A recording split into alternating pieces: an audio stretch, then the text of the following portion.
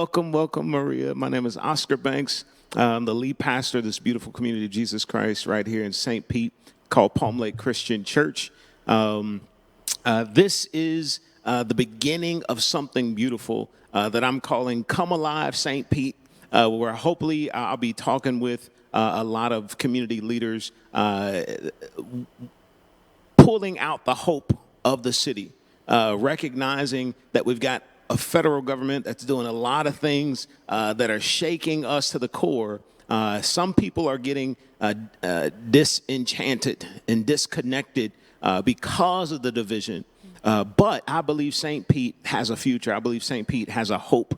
And so my goal is to find out, where is the hope?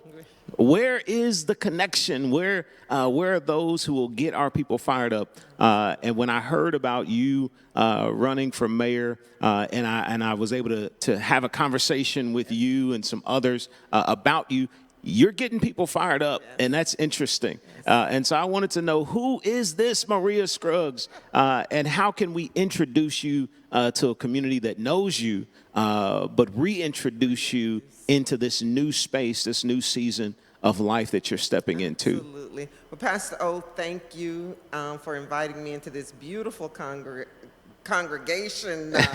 I've always seen this church, but this is my first time here. Oh, okay. Yeah, so very impressive, and welcome to St. Petersburg. Yeah. You are relatively new. Relatively new. And that's the kind of hope that I'm hoping to attach to, is new young people like yourself that are coming into the city, bringing the skills and gifts that you have to help grow this city. Because I think we've just created a lot of opportunity, and I'm not overly concerned about what the federal government has done, but like you indicated, it has certainly created a lot of opportunity.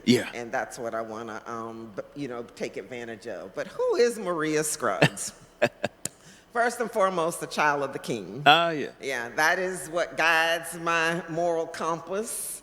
One who has lived a life of public service. That's all I know. And one who's lived a life of family and my commitment toward excellence. And the natural progressions that have occurred in my life have been built on the foundation that started right at Second Bethel on 16th Street. Okay. That's right around the corner from the house. Yeah. Now, I don't know if you've ever heard of the Enoch Davis Center. I have. But Enoch Davis was my great uncle. Oh, wow. And so I had that foundation. He was the patriarch because my grandfather was deceased. And that was my foundation. That's what you do, you serve. And it was not in the walls or the confounds of the church. It was outside. I'm very impressed with what you're doing here with your housing, because that's exactly what we did back in the 70s. We built Bethel Community Heights on 16th Street. Wow. We built the first credit union in the African American community. And to me, that's what ministry is supposed to be. That's what the church is supposed to be about. It's serving the community. So that's me. And I'm a family, definitely a family person, a mother, grandmother of two beautiful daughters and two beautiful grandsons. And while I'm divorced, I went on Facebook and saw that my ex-husband was cheering me on for running for mayor. And I said, okay, well, I must be not a bad divorcee. I'll take it. I'll take it. But that's me in a nutshell. Very, I think I'm a lot simpler than people tend to think. Because I deal with complex issues and complex things. I believe there are very simplistic ways to handle them if you got the right people at the table. If you have the right people at the table. All of us in our lives, we deal with a lot of difficulty.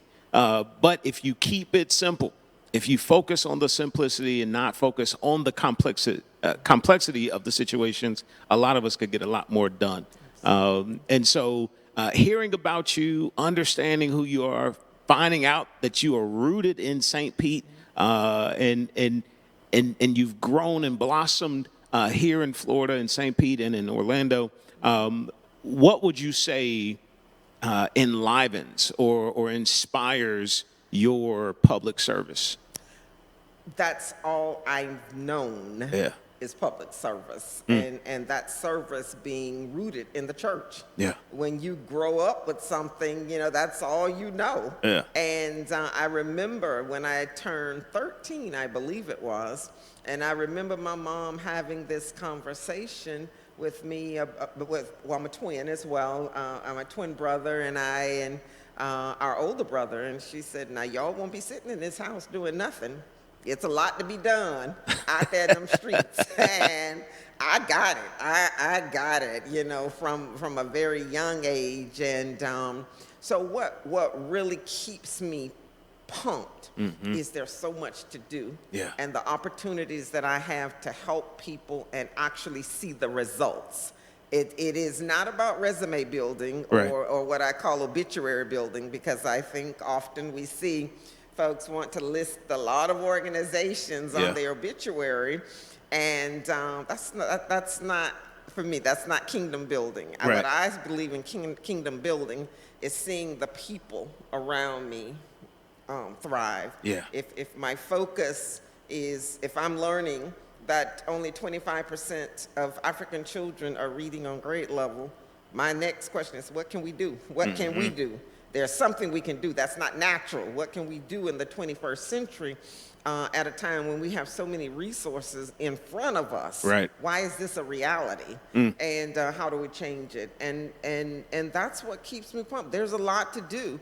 And there are so many people that are clinging on for help. Yeah. And I feel that when we've been blessed as the talented 10th, that we have an obligation to help. Yeah. And sometimes that help hurts. Sometimes that help is disappointing. Right. But it has not deterred me from keeping that fire going. And there are some that say, "God, you should be ready to retire, and ready to sit down."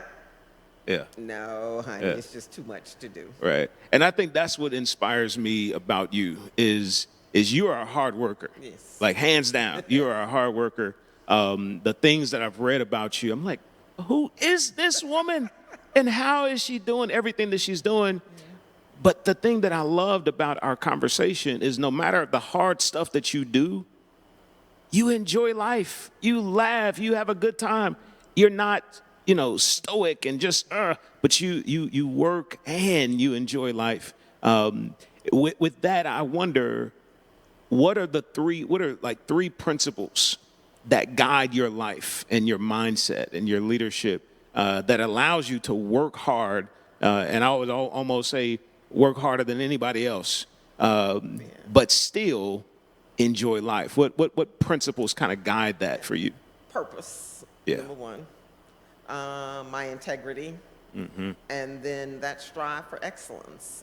And I'm quick to clarify that the excellence is not about perfection, because I'm about one of the most broken people you ever wanted to meet, and gonna keep making mistakes as long as I'm breathing. Yeah. But what I've been able to experience through God's grace is that no matter how much I fall and how many mistakes I make, He keeps gathering me up to keep doing the work, and I feel good doing it. Yeah. So I know that's kind of my compass, that I must be doing something right. Right. That I'm not strained. When I look back at some of the accomplishments and things, I'm like, geez, you did that, girl. You done did some stuff. You did some stuff. Yeah. Wow. And, you still able to get up. May have a little knee problem. But you got through some stuff, and in spite of. Right. And, that's what gets me up and gets me pumped every day. Yeah. And it shows. Yeah. It shows in your demeanor. It shows in your impact. It shows in your work. And that's something that, again, inspires me. I'm inspired by people who you can tell that what they're doing really isn't about them. And I love so far, again, you haven't said, oh, I'm doing this because I want to be great. I'm doing this because I want to. There's something about serving people for the point of empowerment. That's one of my life principles is empowerment. So for me, I do what I do because I want to see people lifted up. That's it. We're in this weird space where we're seeing, again, the federal government, the state level government attempting to make voting more difficult. And we know how that works. It will affect more black and brown people than it will others because many of us vote by mail. Many of us vote early because that's just how we operate. But with all of the changes, how will you inspire, impact, get people fired up to change their mindsets to get out and vote in 2026? Well, what I'm hoping, Pastor O, is there's a poem by Marion Williams. The name escapes me right now, but a point of that poem is about letting the light shine within you, and so that it touches the others around you. And that is certainly one of my principles, in that one of the things that I'm hoping to get people to see. This election is not about Maria Lynn Scruggs being elected to mayor. It is about you harnessing the power within you to help Maria Lynn Scruggs get in office, because if you don't, then you continue to say, I'm okay. Yeah. And you talked about one of your life principles being empowerment. And that's one of mine too. The reality for me is God has already told us what he gave us. Yeah. And it's Come in on, you. the It's power in is there. It's in The all power of is there. us. Yeah. And that, don't look for me to give it to you. You already got it. Yeah. Look to me to help you inspire what Yeah. you have within you. And that's been my life journey. That's with my staff. That's with my campaign team. That's with my breast cancer program. That's with everybody, is that do not look for others to give you something that you already have. Already have it. You already have it. Yeah. Just- and that's what I'm hoping my campaign will do, neighborhood by neighborhood, because I think no matter the demographics in this city, people are hurting. Yeah. People are afraid. And they're, what do I do next? What do I do next? Well, first of all, let's turn that light and light that fire in you. And then let's see what you can do to help change. And one of the ways that we can start is by, number one, ensuring you're registered to vote. Right. And then ensuring that you actually exercise that vote for a candidate that has demonstrated the ability to work hard and get results. Yeah. And that's different. That's very different from Completely a political. Yeah, there's historically, we have these very canned speeches for politicians, and I tell folks all the time, I'm not your politician. Yeah. I'm not. Yeah. I'm a person that wants to get it done, get the results, so that when you look down the road, you can see, wow, I made an investment in this effort, and look what we got to show for it. Yeah. And I believe that's what inspires people beyond all of the stuff that can get in the way. Yeah, I think that's what people need. People need a real person. People need someone that they can look at and be inspired. And I love those two words, inspiration and empowerment, because it is about drawing out what's already there. But you need somebody who you look at and say, okay, they are inspiring me. They are helping me to draw out what's already within me. And to be that leader, I know that will be a major upliftment for this community. But what would you say? Because I know when it's all said and done, there may be about 14 people throwing their hat in. But you were the first, and I was excited about that. But what would you say separates you from others who may join in this race? My guess is if there are others that decide to come into the race, they will be seasoned politicians. That's what clearly sets me apart. I'm not a politician. I'm a public administrator. The CEO of the city of St. Petersburg has to be a public administrator when you're responsible not anyone else, but you're responsible for over 4,000 employees alone, the collective bargaining units that they are attached to, the different facilities that we manage, the marina, all of the parks, all of that is you. You can't give that away. And if you have not had the opportunity to serve in a public capacity where you're managing people, processes, and systems, it's very difficult to walk in there. And here I am, I've been elected. Yeah. Now, where's the bathroom? Yeah. Well, I have what I'm certain that no other politician will be certified by the state of Florida as a public administrator.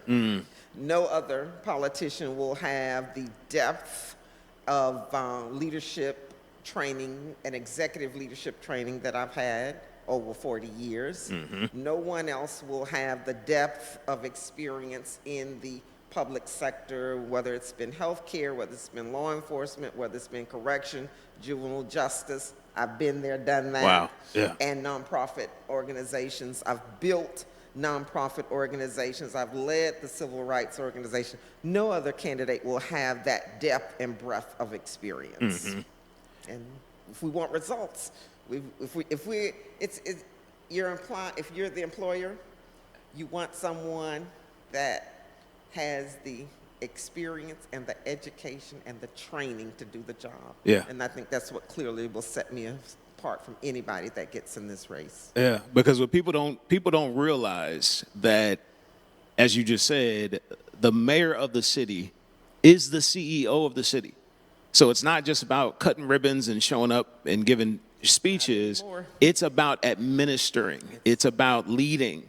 It's more than just inspiring. You also have to educate. You also have to direct. You also have to plan, and to be a working agent and not just a passive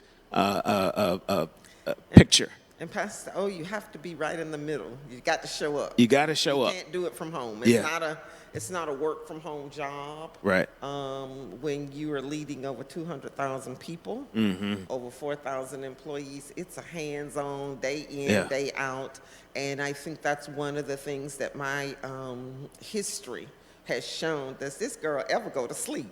You show up. You show up. Yeah. I got hands on. Yeah. And that's the key. That's the key, because that's what gets you the results.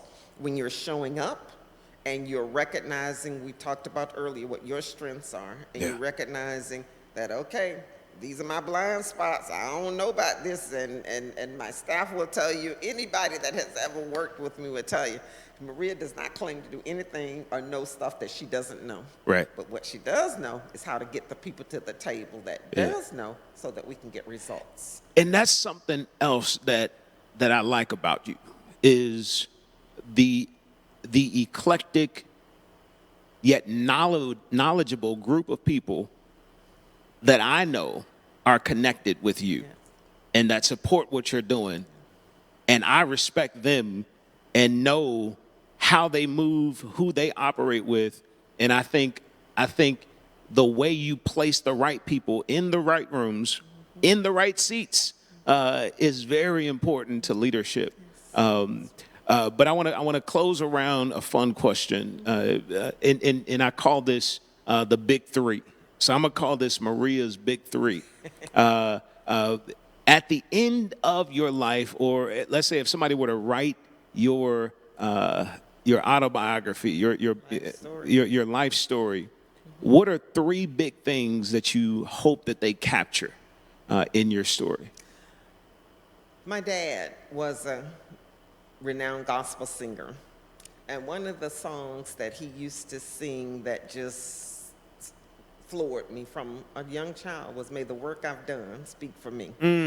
And the three things that I would hope that folks would remember about me are the accomplishments, and not because it is about me, but about what we can accomplish, because what will happen in this campaign is an attempt to mute those accomplishments and to make them something other than you can't do that. It's there. It's, the paper to prove it for preparation. Yeah. The second was authenticity. Yeah. I'm real about what I just don't pull punches with trying to be somebody or something that I'm not. I'm very confident in the fact that who I am in my skin. And all of the greatness that brings, and I own every bit of it. Yeah. And then lastly, the action. I am a woman of action. I am 67 years old, will soon be 68, and I commute 1,500 miles to work every day. I show up ready to work, come back home and run the NAACP, run the board, run for office, just something to do. And I think that those are the 3 A's, I call them, Yeah. are really what I hope my life story will be about, because I think oftentimes just the nature of, I like what you said, the eclectic Yeah. background that I have, people would have a tendency to, this doesn't fit in our nice little box. Yeah. And so many people get turned away because they don't fit in these nice little boxes that people create. Half of the people that create these boxes don't fit in them. Right. It's just an illusion. Yeah. But I think those are the 3 things that define me. Yeah, that I would hope people would remember me by. That's awesome. And I know we live in this, again, we'll use the word eclectic city. The city is divided in so many different ways, mixed in so many different ways. People from all different lifestyles and backgrounds color St. Petersburg.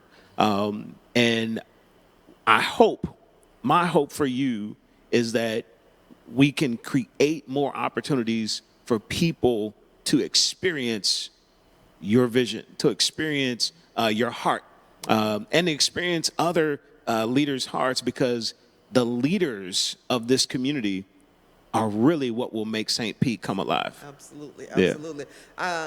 Our tagline, we are St. Petersburg. Mm-hmm. And when you talk about what my vision is that when we use that term, that people will embrace that more than just a tagline.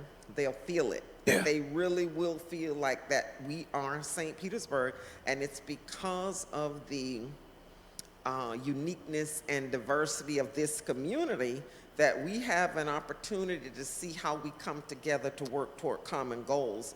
Too many times what has been the leading force of advocacy has been about division. Mm-hmm. We keep this group divided against that group, or this person divided against that person, and we don't have any winners. Right. We have a temporary winner, but we haven't changed a thing. And I think when that vision of we are St. Petersburg really comes to life, that would be the vision that I'm looking for, that no matter where people are from, no matter who they are, no matter who they love, that doesn't become the dividing stick, that becomes the collaborative stick that brings us together. I love that. Well, thank you for your time. This will not be the last conversation we have, because we all got work to do. Absolutely. And so I'm glad that you're in the fight, and I know we welcome you in the fight as you step into this new season of life. Amen. Amen. Amen. Thank you so much for the invitation, and I just ask, keep me in your prayers. This is going to be a long journey, and one that's going to be fueled by God's grace. And the more prayer warriors that I have pushing and praying and cheering me on, I think we'll be clear to victory. You got it. Awesome. You got it.